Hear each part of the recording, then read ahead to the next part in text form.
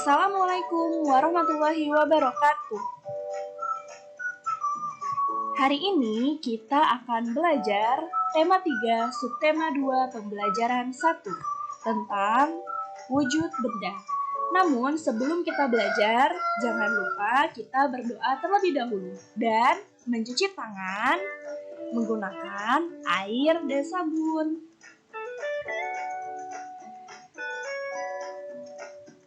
Wujud benda. Berdasarkan sifat dan jenisnya, wujud benda dibagi menjadi 3, yakni ada benda padat, benda cair, dan benda gas.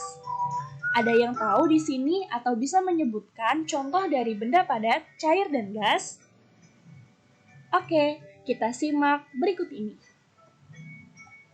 Contoh dari benda padat adalah kursi, kayu, sendok, jam dinding, batu baterai, dan pensil warna. Setelah itu ada benda cair, contohnya seperti air mineral, tinta, cat tembok, dan minyak. Yang terakhir ada benda gas, contohnya seperti ketika kalian sedang memasak air, lalu air tersebut mendidih, nanti air didihan itu akan mengeluarkan uap. Nah, uap ini yang disebut dengan benda gas. Setelah itu ada asap yang keluar dari asap pabrik. Dan yang terakhir ada balon udara. Balon udara ini juga termasuk benda gas. Namun yang termasuk benda gasnya itu adalah udara yang terdapat di dalam balon. Nah, pada hari Minggu, Edo dibonceng ayah ke rumah nenek menggunakan motor. Perhatikan jarak atau denah jarak ke rumah nenek. Di sini kita lihat rumah Edo, dan di sini ada rumah nenek, di sini ada kebun binatang. Jarak rumah Edo ke rumah nenek itu 5 km lebih 300 meter. Sedangkan jarak rumah Edo ke kebun binatang adalah 1523 meter. Ibu mempunyai contoh soal berikut ini.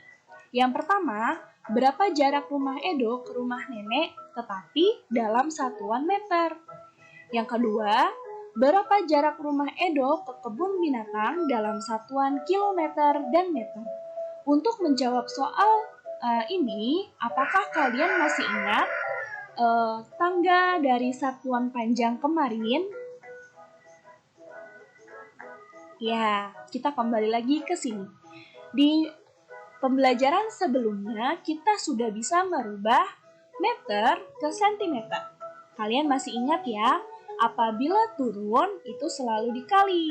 Setiap satu tingkatan mempunyai nilai 1000. Kalau 2 tingkatan berarti 100, betul.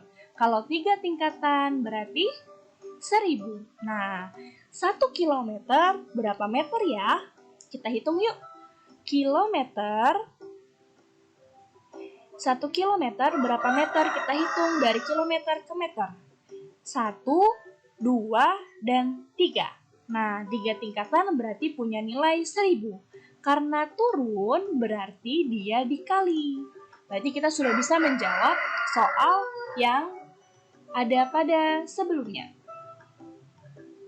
Yang pertama tadi soalnya jarak rumah Edo ke rumah nenek itu 5 km lebih 300 meter. Pertanyaannya, berapa jarak rumah Edo ke rumah nenek dalam satuan meter?